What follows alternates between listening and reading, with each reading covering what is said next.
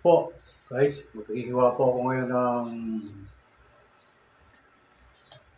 bangos na gagawin ko pong kinilaw na bangos po. Kinilaw na bangos po. Ito, isang malaking bangos po to. Ngayon, hihiwa-hiwain ko po muna. Yung mga ingredients po, nahihiwa ko na. Hindi ko na po pinakita kung habang hinihiwa ko po. Ayun po, nakaprepare na po sila. Pinakita ko na lang po itong paghiwa ng bangos po. Naibabad ko na po ito sa sopa para luto na. Kasi maluluto po pag may sopa.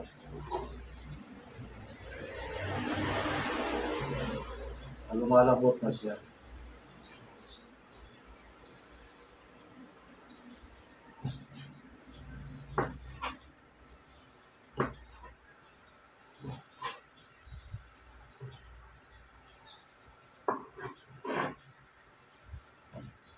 Ito po siya mahaloy. Ang lalaki yata ng pagkahiwa ko.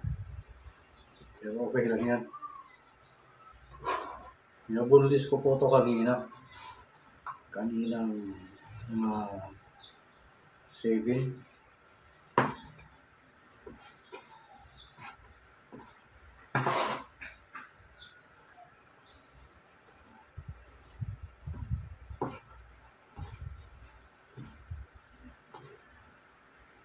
Pagawa lang po ito sa akin ng aking anak eh. Nanonood ko sa YouTube. Biglang may sumingit na chat. Yun pala, magpapagawa.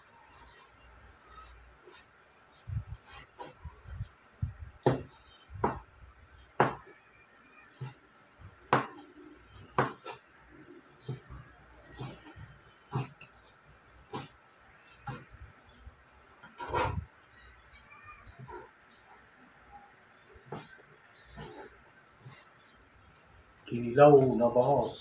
Isang malaking bangos po ito.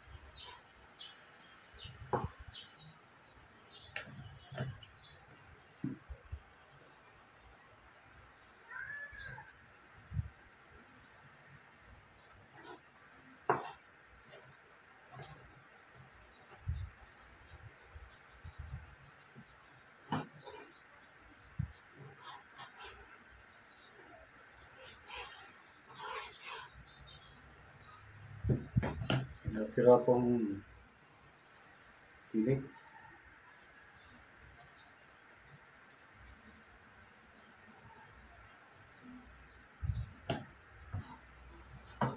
Magkano po ang halaga ng bangos po? Yung ingredients, parang masigit pa po doon sa sa halaga ng bangos. Medyo tipid pa nga ng konti eh.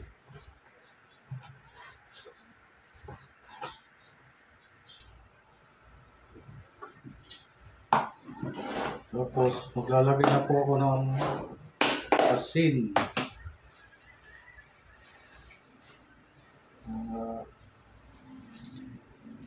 Asin.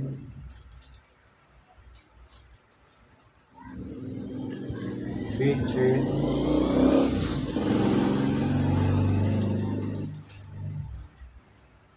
Tapos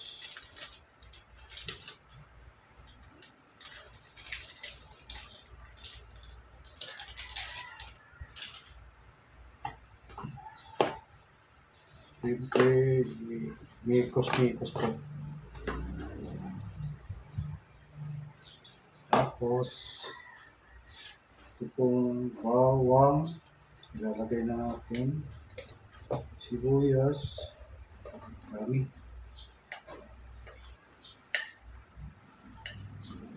Pati na rin itong luya.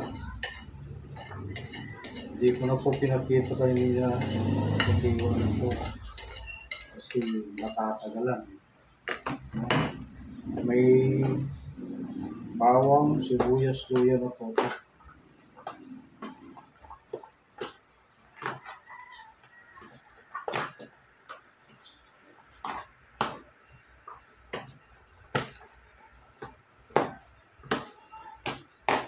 Tapos isusunod po itong mga sili po. Sasabihin ko ng siling langos. Siling haba.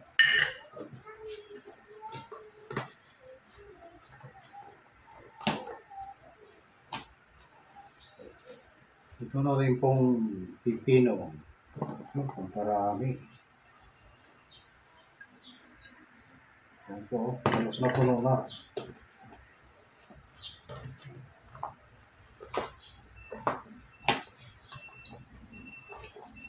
Ito na rin paminta po, pamintang durog po.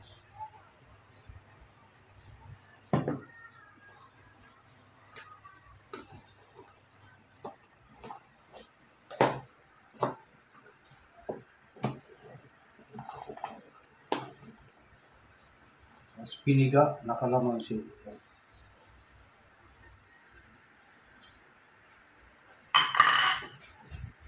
Oh, yun.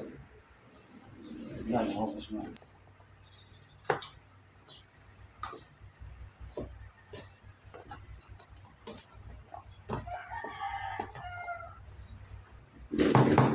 Ayan na po siya pa, guys, oh. Tapos na po, oh. Finish product na. Siyempre, sisilip po natin ulit sa frigidaire. Tikman natin.